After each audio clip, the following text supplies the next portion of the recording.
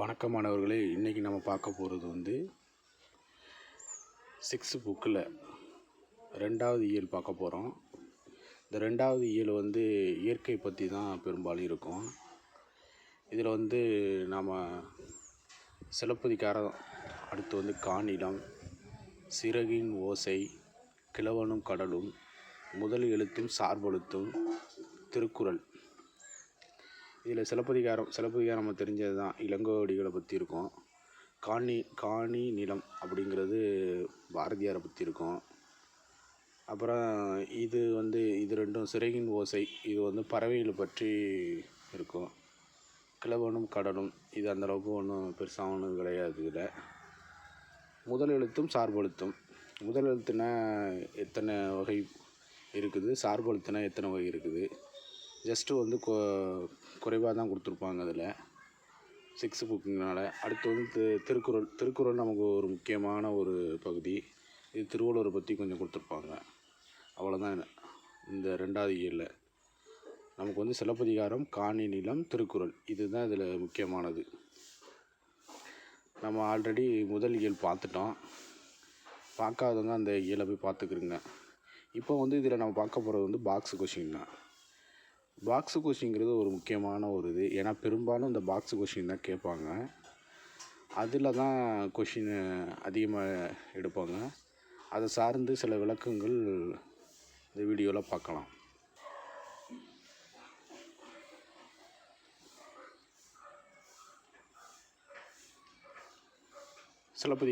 சிலப்பதிகாரம்னா இளங்கோவடிகளை பற்றி இருக்கும். மேல்வகுப்பு புக்கில் தான் சிலப்பதிகாரத்தை பற்றி நல்லா விரிவாக கொடுத்துருப்பாங்க. இதில் அந்தளவுக்கு பெருசாக ஒன்றும் இதில் இல்லை. இந்த பாக்ஸில் வந்து இந்த கீழே உள்ள லைன் மட்டும் ஒரு முக்கியமான ஒரு இது. நிலவின் குளிர்ச்சியையும் கதிரவனின் வெம்மையையும் மழையின் பயனையும் சிலப்பதிகாரம் போற்றுகிறது. இந்த மாதிரி தான் கொஷின் இது பண்ணுவாங்க. நிலவின் குளிர்ச்சியையும் கதிரவனின் வெம்மையையும் மழையின் பயனையும் சிலப்பதிகாரம் எடுத்து கூறுகிறது அப்படின்னு சொல்லப்படுது. இவ்வளோதான் இந்த பாக்ஸில். இதில் வந்து இந்த கடலை பற்றி, மலையை பற்றி, கதிரவனை பற்றி, நிலவை பற்றி, மழையும் பனியை பற்றி, இதெல்லாம் இதை பற்றி சொல்லுது. பொதுவாக வந்து இயற்கையை வர்ணித்து முதல் வரிகளே வந்து இதை இயற்கையை பற்றி வர்ணிச்சுட்டு அதுக்கப்புறம் வந்து இளங்கோவடிகள் மற்றவர்களை பற்றி சிறப்பித்து கூறியிருப்பார்.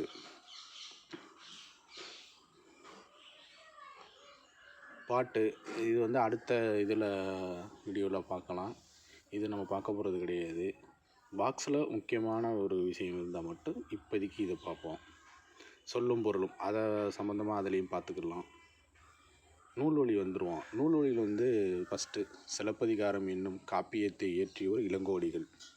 ஓகே, இவர் வந்து என்னென்னா சேர மரபை சேர்ந்தவர். இந்த இது வந்து கொஷின் கேட்டிருக்காங்க.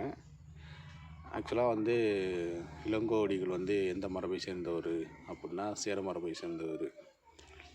அடுத்து வந்து சிலப்பதிகார பதிகம் கூறுகிறது. ஓகே, இவருடைய காலம் வந்து 2ஆம் நூற்றாண்டுன்னு சொல்லுவாங்க. ஐம்பெருங்காப்பியங்கள் ஒன்று. ஓகே, இதுனா சிலப்பதிகாரம். ஐம்பெருங்காப்பியங்கள்லாம் 5 இதாக பிரிச்சிருப்பாங்க. அதில் சிலப்பதிகாரம், மணிமேகலை, குண்டலகேசி, வளையாபதி அப்படின்னு இதில் சீவக சிந்தாமணி, இந்த மாதிரி ஒரு 5 காப்பியங்கள் இருக்கும். ஐம்பெருங்காப்பியங்கள்லாம் அது தனி.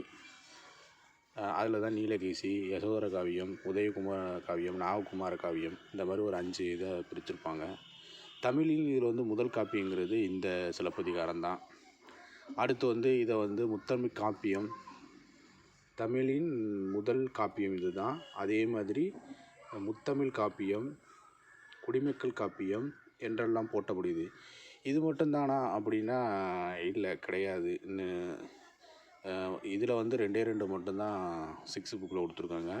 முத்தமிழ் காப்பியமும் குடிமக்கள் காப்பியமும் முதல் காப்பியமும், தமிழின் முதல் காப்பியம் கொடுத்துருக்காங்க. இதை வந்து இரட்டை காப்பியம்னு சொல்லுவாங்க. அப்புறம் வந்து ஒற்றுமை காப்பியம்னு சொல்லுவாங்க. அப்புறம் நாடக காப்பியம்னு சொல்லுவாங்க. புரட்சி காப்பியம்னு சொல்லுவாங்க. மூவேந்தர் காப்பியம்னு சொல்லுவாங்க. இது ஒரு முக்கியமானது. இது கொஷினாக கேட்டிருக்காங்க. மூவேந்தர்னா சேர, சோழ, பாண்டியர்கள் 3 நபர்களுக்கு கூறப்படுவது தான் இந்த காப்பியம்னு சொல்லுவாங்க. அதனால தான் மூவேந்தர் காப்பியம்னு சொல்லுவாங்க. அடுத்து வந்து தமிழ் தேசிய காப்பியம்னு சொல்லுவாங்க. இதை தாண்டி நிறையா இருக்குது. இதில் வந்து பழைய புக்கில் நிறையா கொடுத்துருக்காங்க. அதேமாதிரி புது புக்குலையும் நிறையா கொடுத்துருக்காங்க. அதை அந்த மேல்வகுப்பு பார்க்கும்போது இது சம்மந்தமாக இன்னும் விரிவாக பார்க்கலாம்.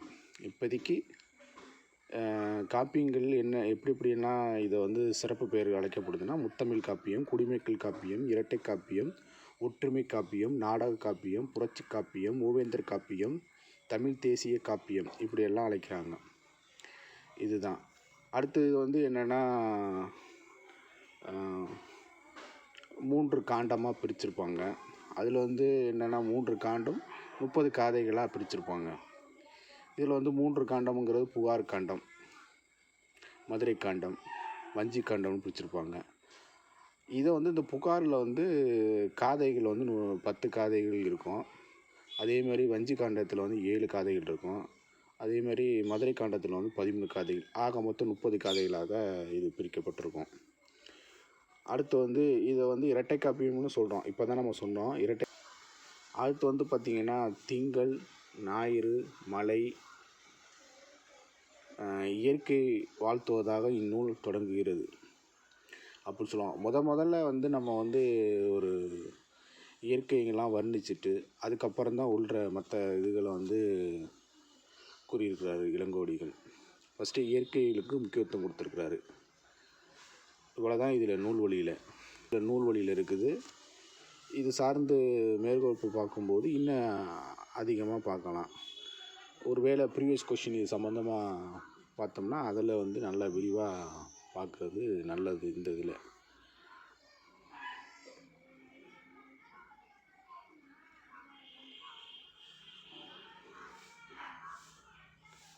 காணில் நிலம், இது வந்து பாரதியாரை பற்றி கொடுத்துருப்பாங்க.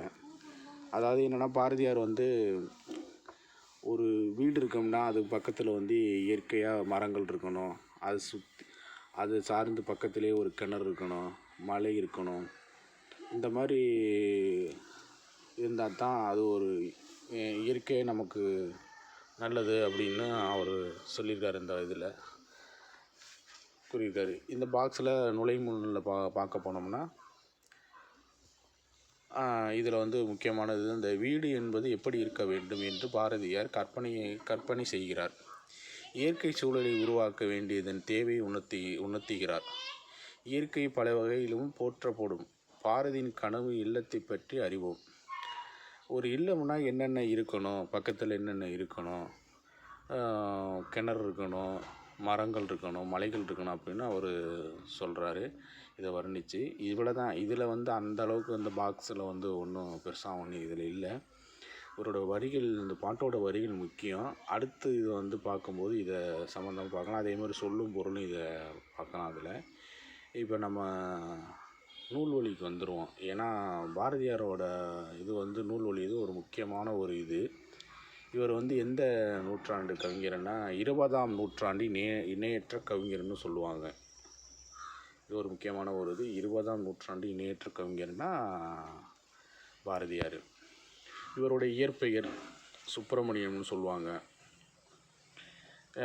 இவர் வந்து இளமையிலேயே வந்து சிறப்பாக கவி பாடும் திறன் பெற்றவர் இவர். அதே மாதிரி எட்டயபுர மன்னால் பாரதி என்ற பட்டம் பெற்றவர் இவர் தான். அடுத்து வந்து தம் கவிதையின் வழியாக விடுதலை உணர்வை ஊட்டியவர் இவர் தான். தமிழோட கவிதை வழியாக விடுதலைக்கு வந்து ஒரு முக்கிய பங்காக இவரோட பாட்டு வந்து இருக்குது. அப்புறம் வந்து மண் உரிமைக்காகவும் பெண் உரிமைக்காகவும் பாடியவர் இவர். ஒரு முக்கியமானது, மண் உரிமைக்காகவும் பெண் உரிமைக்காகவும் பாடியிருக்கிறாரு. அதே மாதிரி நாட்டுப்பற்றும் மொழிப்பற்றும் மிக்க பாடல்கள் பலவற்றை படைத்திருக்கிறாரு. நாட்டுப்பற்றும் மொழிப்பற்றும் மிக்க பாடல்கள் வந்து இவர் பலவற்றை படைத்திருக்கிறாரு. இவருடைய நூல்னு பார்த்தோம்னா இங்கே கம்மியாக தான் கொடுத்துருக்காங்க. 3 நூல் மட்டும்தான் கொடுத்துருக்காங்க. பாஞ்சாலி சபதம், கண்ணன் பாட்டு, குயில் பாட்டு, இவரோட நூல்கள் இவ்வளோ தானா அப்படின்னா இல்லை, நிறையா இருக்குது. பழைய புக்கு, புது புக்கு, நிறைய நூட்கள் வந்து இவரை பற்றி இருக்குது. இதில் வந்து 6 புக்கில் வந்து கம்மியாக தான் கொடுத்துருக்காங்க. இதில் வந்து பாஞ்சாலி சபதம், கண்ணன் பாட்டு, குயில் பாட்டு, அதேமாதிரி பாப்பா பாட்டுன்னு ஒன்று சொல்லுவாங்க. கண்ணன் பாட்டு, குயில் பாட்டு, பாப்பா பாட்டு, முருகன் பாட்டு அப்படின்னு சொல்லுவாங்க. இந்த பாட்டுனே வரும். அது மாதிரி இவரோட சந்திரிகையின் கதையை இது பண்ணியிருக்காரு. ஞானரதம், தராசு, இதெல்லாம் வந்து இவருடைய உரைநடை நூல்கள். என்னென்னா ஞானரதம், தராசு, சந்திரிகையின் கதை, இதெல்லாம் வந்து உரைநடை நூல்கள்னு சொல்லுவாங்க. அதே மாதிரி திருக்குறளுக்கு வந்து ஒரு உரை எழுதியிருக்காரு. இவர் வந்து பாரதியார் வந்து பல மொழி கற்றவன்னு சொல்லுவாங்க. 14 மொழிகளை அவர் வந்து கற்றிருக்கிறாரு. அதில் வந்து திருக்குறளுக்கு வந்து உரையும் எழுதியிருக்கிறாரு. அப்புறம் வந்து சுதேச கீதங்கள் வந்து இவர் ஒரு நூல் வந்து எழுதியிருக்கிறாரு. அதே மாதிரி புதிய ஆத்திச்சூடின்னு சொல்லுவாங்க, அது இவர் தான் இது பண்ணியிருக்காரு. ஆத்திச்சூடினா ஔவையாரை குறிக்கும், புதிய ஆத்திச்சூடினா பாரதியாரோட நூட்கள். அதேமாரி அறிவியல் ஆத்திச்சூடினா நெல்லை முத்துன்னு சொல்லுவாங்க. இது வந்து அடுத்த இயலில் வந்து இந்த புக்கு இந்த சம்மந்தமாக இருக்குது, அறிவியல் ஆத்திச்சூடின்னு சொல்லுவாங்க. அடுத்து இவரோட நூட்கள் வேறு என்னென்ன அப்படின்னா விநாயகர் நான்மணி மாலை அப்படின்னு சொல்லுவாங்க. இன்னும் விரிவாக வந்து நம்ம அடுத்தடுத்த வகுப்பில் பார்க்கலாம். இப்போதைக்கு ஜஸ்ட்டு என்னென்னா கண்ணன் பாட்டு, குயில் பாட்டு, பாப்பா பாட்டு, முருகன் பாட்டு, அடுத்து வந்து ஞானரதம், தராசு, சந்திரிகையின் கதை, இந்த 3 நூலும் ஞானரதம், சந்திரிகையின் கதை, தராசு, இது வந்து உரைநூல நூல்கள். அதுக்கப்புறம் பார்த்தோன்னா திருக்குறள் உரை, சுதேச கீதங்கள், புதிய ஆத்திச்சூடி, அதே மாதிரி பாஞ்சாலி சபதம், இந்த நூலெல்லாம் இவர் தான் எழுதியிருக்காரு. அப்புறம் பாரதியாரோட கவிதைகள் என்னும் தொகுப்பில் இடம்பெற்றுள்ளன. இது ஒரு இது, அவ்வளோதான். இந்த நூல்வழியில் இவ்வளோ தான் இருக்குது. அடுத்து இவரோட சிறப்பு பெயர்னு பார்த்தோம்னா நிறையா இருக்குது. ஜஸ்ட்டு தெரிஞ்சதை நான் சொல்கிறேன். தேசிய கவின்னு ஒரு அழைப்பாங்க. இவருடைய இயற்பெயர் நம்ம பார்த்தோம். இவரோட இயற்பெயர் என்னென்னா சுப்பிரமணியன்னு பார்த்தோம். இவரோட சிறப்பு பெயர்கள்லாம் நிறையா இருக்குது. எப்படின்னா தேசிய கவின்னு அழைப்பாங்க, மகாகவின்னு அழைப்பாங்க, விடுதலை கவின்னு அழைப்பாங்க, சீட்டு கவின்னு அழைப்பாங்க. அப்புறம் தாசன் வரும். காளிதாசன், சக்திதாசன், செல்லிதாசன் அப்படின்னு சொல்லுவாங்க. அந்த மாதிரி செந்தமிழ் தேனி, சிந்துக்கு தந்தை, இந்த மாதிரிலாம் இவருடைய சிறப்பு பெயர்கள் இருக்குது. மறுபடியும் ஒரு தடவை சொல்கிறேன். இவருடைய இயற்பெயர்னா சுப்பிரமணியன். இவருடைய சிறப்பு பெயர்கள் என்னென்னா தேசிய கவி, மகாகவி, விடுதலை கவி, சீட்டுக்கவி, அமரக்கவின்னு கூட ஒன்று சொல்லுவாங்க, மறந்துட்டேன், அமரக்கவின்னு கூட சொல்லுவாங்க. அப்புறம் தாசன் வரும். செல்லிதாசன், காளிதாசன், சக்திதாசன் அப்படின்னு சொல்லுவாங்க. செந்தமிழ் தேனின்னு சொல்லுவாங்க, சிந்துக்கு தந்தைன்னு சொல்லுவாங்க. இப்படியெல்லாம் இவர் வந்து சிறப்பு பெயர்கள் இருக்குது. இன்னும் நிறையா சிறப்பு பெயர்கள் இருக்குது. நம்ம மற்ற வகுப்புகள் பார்க்கும்போது அதை பற்றி நம்ம வந்து பார்க்கலாம்.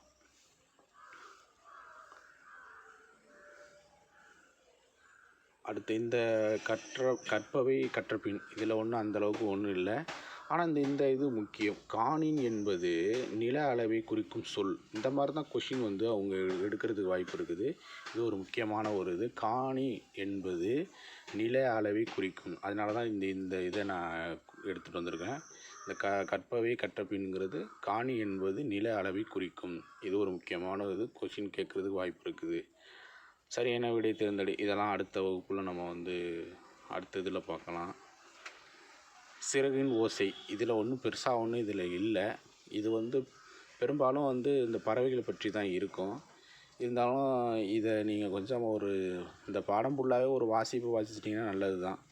சும்மா ஜஸ்ட்டு ஒரு ரீடு கொடுங்க. 2வது இயலை பொறுத்தவரைக்கும் இதில் 3 மணி தான் கண்டென்ட் இருக்குது. சிலப்பதிகாரம், அந்த பாரதியாரை பற்றி காணிலம் சொல்லுவாங்க. அடுத்து வந்து திருக்குறள், அவ்வளோதான். இந்த நுழைமுன்னில் வந்து ஒன்றும் பெருசாக ஒன்றும் இது இல்லை. மனிதர்கள் பொருள் தேடுவதற்காக வேறு ஊர்களுக்கு செல்கிறார்கள். சிலர் திரும்புகிறார்கள், சிலர் ஆங்காங்கே தங்குகிறார்கள். மனிதர்களைப் போலவே பறவைகளும் வேறு இடங்களுக்கும் நாடுகளுக்கும் செல்கின்றன. பறவைகள் போகாத நாடுகள் இல்லை, மலைகள் இல்லை, நீர்நிலைகள் இல்லை. பறவைகளோடு கொஞ்சம் பறந்து போகலாமா அப்படின்னு கொடுத்துருக்காங்க. இதில் ஒன்றும் அந்தளவுக்கு ஒன்றும் பெருசாக ஒன்றும் இதில் இல்லை. அடுத்து இதில் வந்து தெரிந்து தெளிவோம், இது ஒரு முக்கியமான ஒரு இது. இதில் வந்து என்னென்னா இந்த கப்பல் பறவைங்கிறது, இது எப்படின்னா இந்த கப்பல் பறவை வந்து சிறகு அடிக்காமல் கடலையும் தாண்டி பறக்கும் பறவை கப்பல் பறவைன்னு அழைக்கிறாங்க. அடுத்து வந்து இது தரையிறங்காமல் 400 கிலோமீட்டர் வரைக்கும் பறக்கும் அப்படின்னு சொல்கிறாங்க. அதே மாதிரி இது கப்பல் கூளைக்கடா கடற்கொள்ளை பறவை என்றும் அழைக்கிறாங்க. கப்பல் கூளைக்கடா கடற்கொள்ளை பறவை என்றும் அழைக்கிறாங்க. இது ஒரு முக்கியமான ஒரு சிறகடிக்காமல் கடலையும் தாண்டி பறக்கும் பறவை கப்பல் பறவைன்னு அழைக்கிறாங்க. இது 400 மீட்டர் வரைக்கும் பறக்கும். கப்பல் கூளைக்கடா கடற்கொள்ளை பறவை. பெரும்பாலும் இந்த சிலப்பதில் இந்த இல்லை, இருந்தாலும் போன இப்போ எப்படின்னா ஓல்டு புக்கில் 6th புக்கில் இதேமாரி கொடுத்துருக்குறாங்க. ஆனால் சிலப்பதில் அந்தளவுக்கு ஒன்றும் பெருசாக ஒன்றும் இல்லை. ஆனாலும் அந்த இதில் கொஷின் கேட்டிருந்தாங்க. இந்த வேடந்தாங்கல் பறவைகள் எங்கே உள்ளது இந்த மாதிரி கேட்டிருந்தாங்க. அப்புறம் பாம்போட விஷம், அந்த கோப்ராக்சின்னு ஒரு இது இருக்கும். இது எதுக்குன்னா அந்த வலி நிவாரணிக்கு இது பயன்படுத்தக்கூடிய ஒரு மருந்துன்னு சொல்லுவாங்க, கோப்ராக்சின். இந்த மாதிரி கொஷின்லாம் போன தடவை இந்த இதில் கேட்டிருந்தாங்க. மேபி இதில் அந்த மாதிரி ஒரு சில டைம் கேட்குறதுக்கு வாய்ப்பு இருக்குது. பார்த்துக்கிறது நல்லது தான். அடுத்து இதில் இது ஒரு முக்கியமான ஒரு கொஷின்னு. இது கொஷினாகவும் கேட்டிருந்தாங்க. இந்தியாவின் பறவை மனிதன் யார் அப்படின்னா டாக்டர் சலீம் அலின்னு சொல்லுவாங்க. இவர் ஒரு முக்கியமான ஒரு நபருங்க. இந்த மாதிரி கொஷின் தான் கேட்குறதுக்கு வாய்ப்பு இருக்குது. அதே மாதிரி கேட்டிருக்காங்க இதை பற்றி. இன்றைய பறவையியல் ஆய்வாளர்கள் முன்னோடியாக திகழ்ந்தவர் யாருன்னா அந்த சலீம் அலி தான், டாக்டர் சலீம் அலி தான்.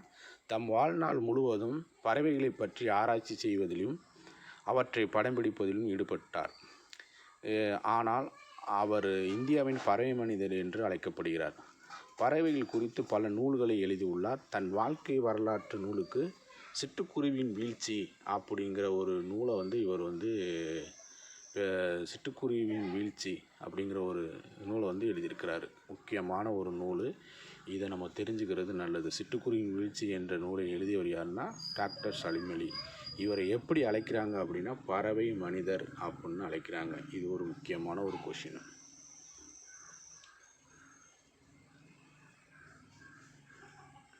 அடுத்து ஆர்டிக் காலா. உலகிலேயே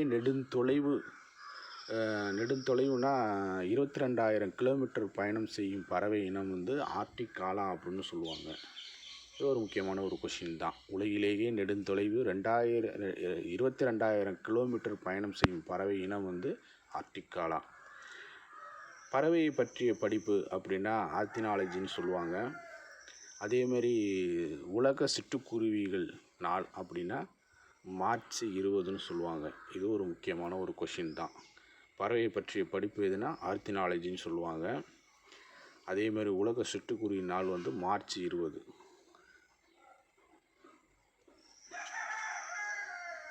இதில் கற்பவை கற்றபின் இதில் ஒன்றும் பெருசாக ஒன்றும் இல்லை. நேராக அடுத்த பாடத்துக்கு போயிடுவோம்.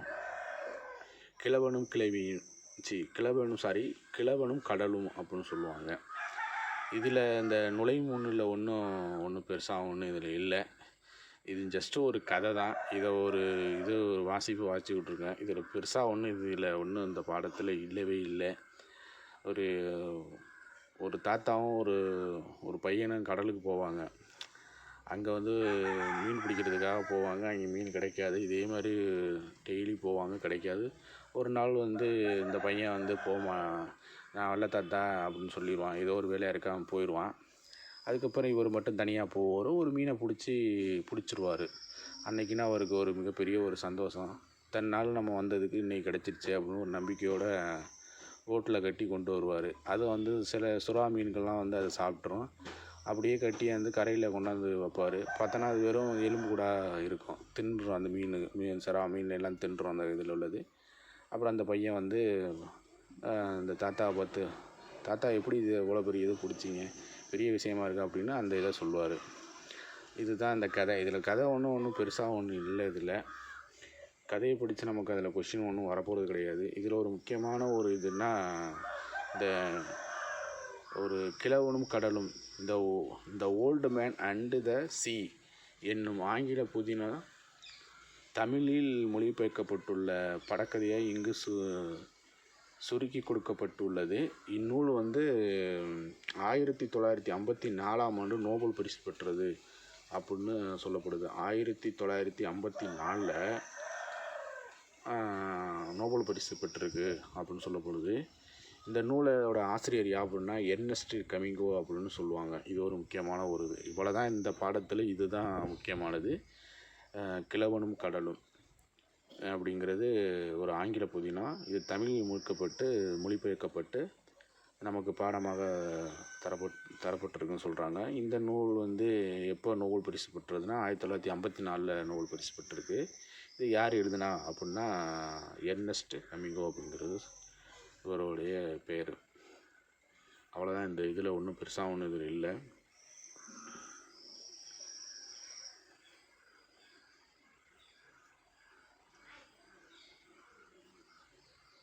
அடுத்து கற்பவை கற்றபின். இதில் ஒன்றும் பெருசாக ஒன்றும் இதில் இல்லாதனால இதை நம்ம அதை விட்டுற வேண்டியதான். முதலெழுத்தும் சார்பெழுத்தும் இதுதான் ஒரு முக்கியமான ஒரு இது. ஆனால் இதில் 6th புக் இருக்கிறதுனால நமக்கு அதிகமாக அதில் இல்லை. முதலெழுத்துனா என்னென்னா, முதலெழுத்து வந்து ஒரு 30 வகைப்படும். அது என்னென்னா உயிரெழுத்து 12 மெய்யெழுத்து 18 அப்படின்னு சொல்லுவாங்க. இங்கேயே கொடுத்துட்டு பார்த்தீங்கன்னா உயிரெழுத்து 12 மெய்யெழுத்து 18 ஆகிய எழுத்துக்கள் சேர்ந்தது தான் இது. இதை பற்றி அடுத்து நம்ம வந்து அடுத்த வீடியோவில் இதை பற்றி அதிகமாக பார்ப்போம். சார்பெழுத்துனா எத்தனை வகைப்படும்? அது 10 வகைப்படும் அப்படின்னு சொல்லுவாங்க. இந்த 10 என்னென்ன? உயிர்மெய், ஆயுதம், உயிரிழப்படை, ஒற்றளப்படை, குற்றியலுகரம், ஐயார குறுக்கம், அபகார குறுக்கம், மகர குறுக்கம், ஆயுத குறுக்கம் அப்படின்னு சொல்லுவாங்க. குறுக்கமே 4 வகையாக பிரிச்சிருப்பாங்க. அது என்னென்னா இந்த இதில் வந்து ஐகார குறுக்கம், அவுகார குறுக்கம், மகர குறுக்கம், ஆயுத குறுக்கம். ஒரு டைம் இது வந்து கேட்டிருந்தாங்க, குறுக்கங்கள் எத்தனை வகைப்படும் அப்படின்னு கேட்டு கீழே ஆப்ஷனில் 4, 6, 10 இந்த மாதிரி இருந்துச்சு. அது இப்போ வந்து குறுக்கங்கள் என்னென்ன எத்தனைனா 4 தான். இந்த இது சேர்ந்தது தான் இந்த 4 குறுக்கம் தான் குறுக்கம் சொல்லுவாங்க. ஐகார குறுக்கம், மகர குறுக்கம், அவுகார குறுக்கம், ஆயுத குறுக்கம். ஆனால் சார்பெழுத்துக்கு எத்தனை வகைப்படும்னா 10 வகைப்படும். இது ஒரு முக்கியமான ஒரு கொஷின். அதில் தான் உயிர்மெய், ஆயுதம், உயிரிழப்படை, ஒற்றளப்படை, குற்றியலுகரம், குற்றியலிகரம் அப்படின்னு சொல்லுவாங்க. இது சம்மந்தமாக அது அடுத்த இதில் நம்ம பார்ப்போம். கற்பவை கற்றபின். இதில் ஒன்றும் பெருசாக ஒன்றும் இல்லை. முதல் எழுத்துக்கள் சார்பெழுத்துக்கள் தொடர்பு பற்றி விவாதிக்க அப்படின்னு கொடுத்துருக்காங்க. முதல் எழுத்துக்கள் மட்டும் இடம்பெறும் சொற்கள் எழுதுக அப்படின்னா, முதல் எழுத்துன்னா அந்த முதல் எழுத்து 12ன்னு சொல்லுவாங்க. ஆனா, ஆவன, இன, இன. அந்த எழுத்தில் வரக்கூடியது வந்து ஆம் அப்படின்னு சொல்லுவாங்க. முதல் எழுத்துக்கள் இடம்பெறாத சொற்கள் அப்படின்னா குருவி. இதில் அந்த முதல் எழுத்துக்கள் அதாவது எப்படின்னா முதல் எழுத்துங்கிறது 30 வரும். அதில் வந்து என்னென்னா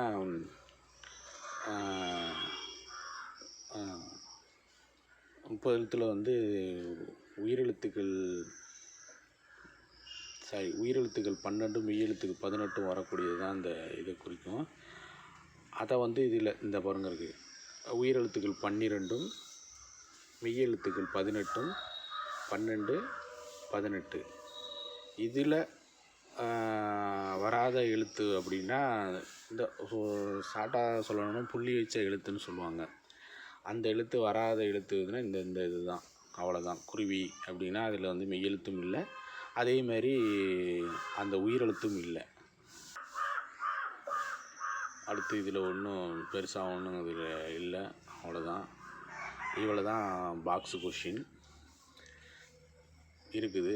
அடுத்து இது வந்து என்னென்னா அடுத்து இதில் பார்ப்போம். அடுத்த வீடியோ பார்க்கும்போது பார்ப்போம். இதில் திருக்குறள்னு ஒன்று கொடுத்துருப்பாங்க. இதுதான் முக்கியமானது நமக்கு. திருக்குறள்னால் நமக்கு பெரும்பாலும் தெரியும். திருவள்ளுவர் எழுதியிருப்பான்னு தெரியும். நுழைமுள்ள என்ன கொடுத்துருப்பான்னு பார்ப்போம். மக்கள் பயனுள்ள முறையில் வாழ வழிகாட்டியாக அமைவை வந்து அறநூல்கள் அப்படின்னு சொல்லுவாங்க.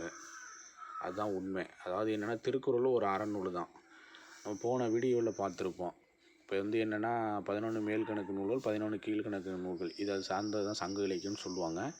இந்த 11 மேல்கணக்கு நூல்கள்னால் 10 பாட்டும் 8 தொகையும் அதில் அடங்கிடும். 11 கீழ்கணக்கு நூல்கள்னால் அந்த நீதி நூல்கள்னு சொல்லுவாங்க, இல்லைனா அறநூல்கள்னு சொல்லுவாங்க. நீதி நூல்கள் வந்து 11.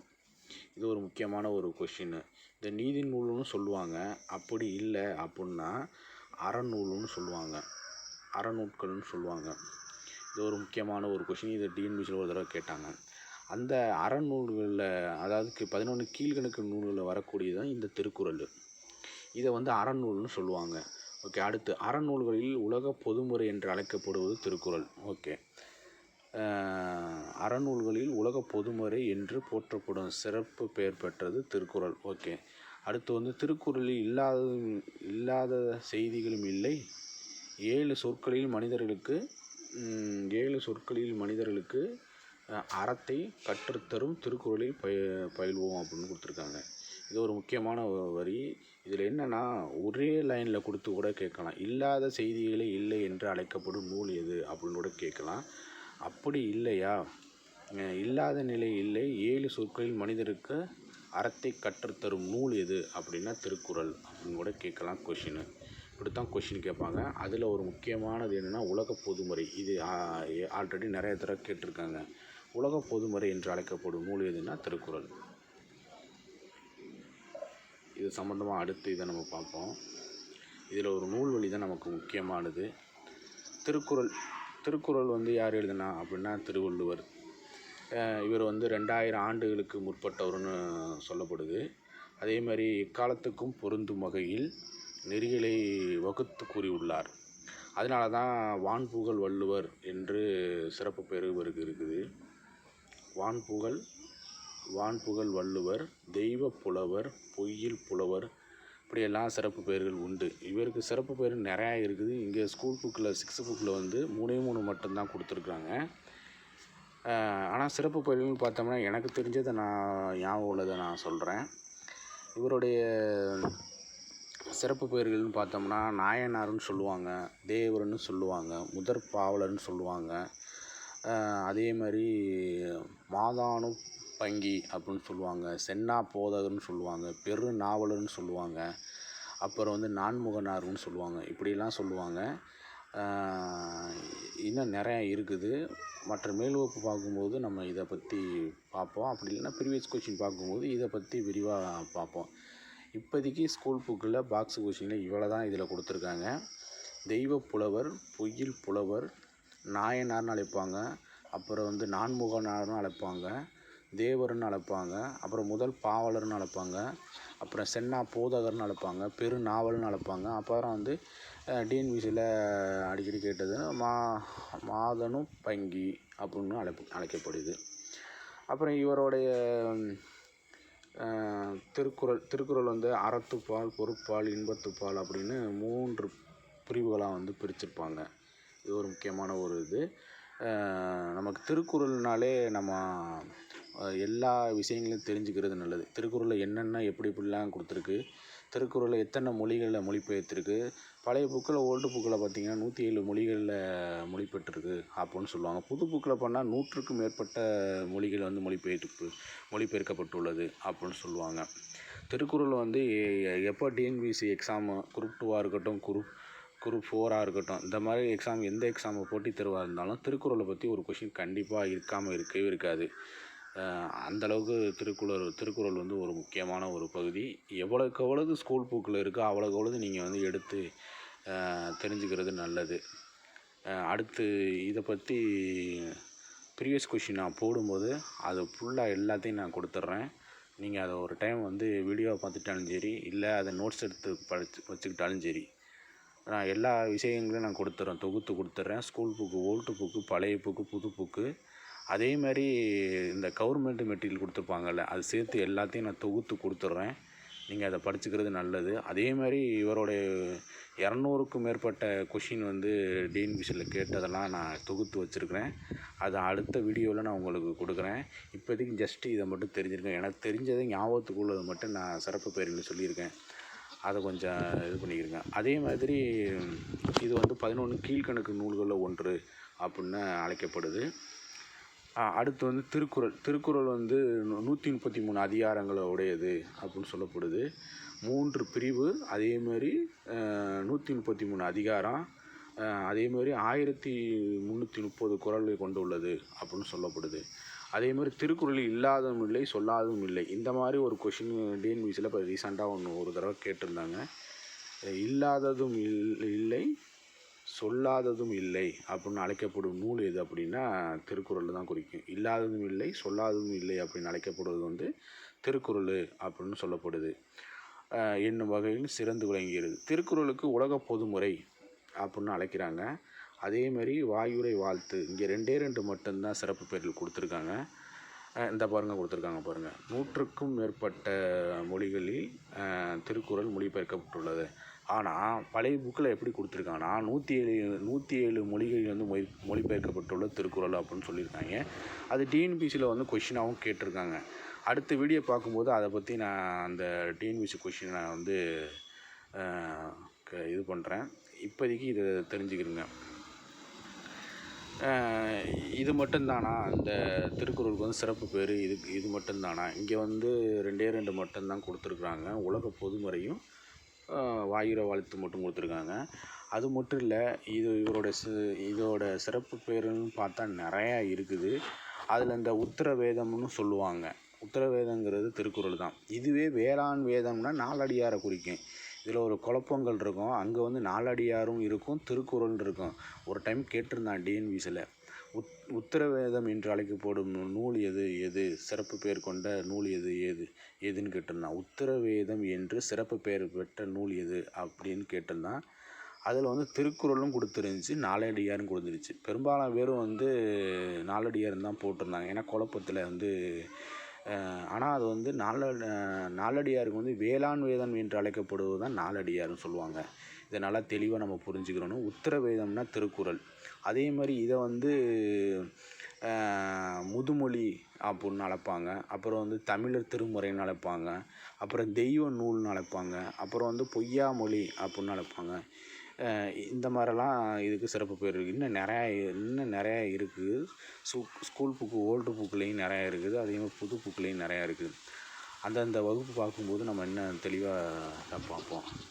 இவ்வளோ தான் இவரோட இது. மறுபடியும் நான் ஒரு தடவை அந்த திருக்குறளோட சிறப்பு பெயர்கள் சொல்கிறேன். உலக பொதுமுறைன்னு அழைப்பாங்க, உலக பொதுமுறைன்னு அழைப்பாங்க. அதேமாரி வாயுரை வாழ்த்துன்னு அழைப்பாங்க. அதேமாதிரி உத்தர வேதம்னு அழைப்பாங்க. முதுமொழின்னு அழைப்பாங்க. அப்புறம் தமிழர் திருமுறைன்னு அழைப்பாங்க. அப்புறம் பொய்யா மொழின்னு அழைப்பாங்க. அப்புறம் வந்து தெய்வ நூல்னு அழைப்பாங்க. அதே மாதிரி இதை வந்து அரை இலக்கியம்னு சொல்லுவாங்க. அதேமாதிரி இது அறநூல்களில் ஒன்றுன்னு கூட சொல்லப்படுது. அவ்வளோதான் பாக்ஸு கொஷினில் இருக்குது. அடுத்த வகுப்பில் வந்து இதை பற்றி உள்ள என்னென்ன விஷயங்கள் டிஎன்பிசியில் கேட்குறதுக்கு வாய்ப்பு இருக்குது அப்படிங்கிறது அடுத்த இதில் பார்ப்போம். நான் ஏன் 2 வீடியோவாக கொடுக்குறேன் அப்படின்னா,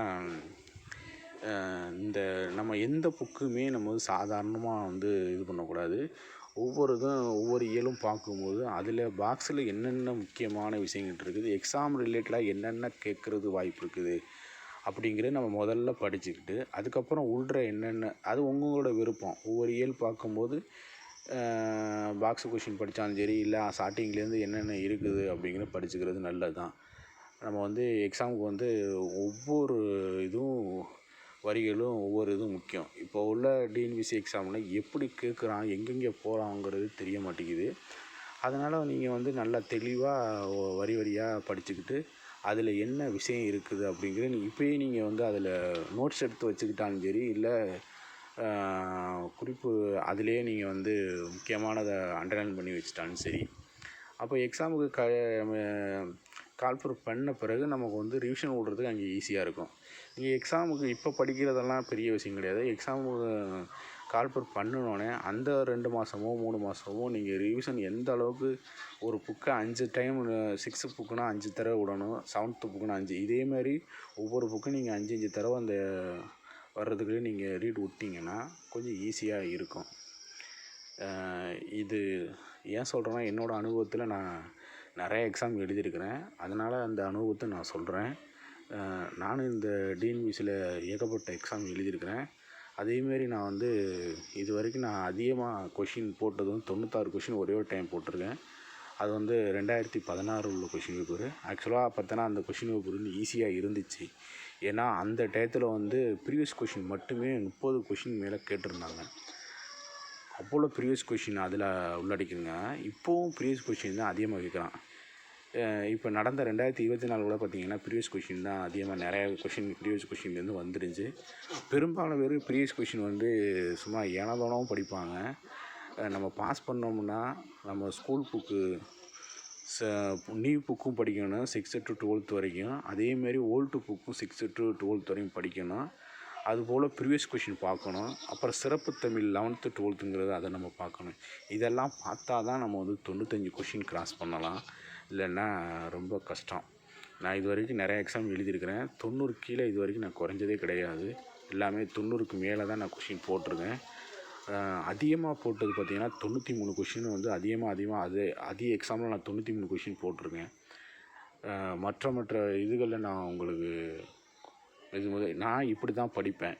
முதல்ல பாக்ஸ் கொஷினில் என்னென்ன இருக்குது அப்படிங்கிற ஒரு அண்டர்லைன் பண்ணி நான் தெளிவாக வச்சுக்கிடுவேன்.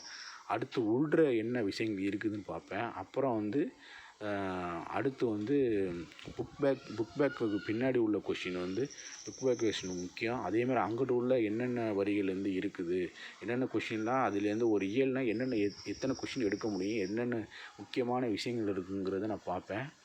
அடுத்தடுத்த வீடியோ போடணுன்னா என்னுடைய சேனலை வந்து ஃபாலோ பண்ணுங்கள்.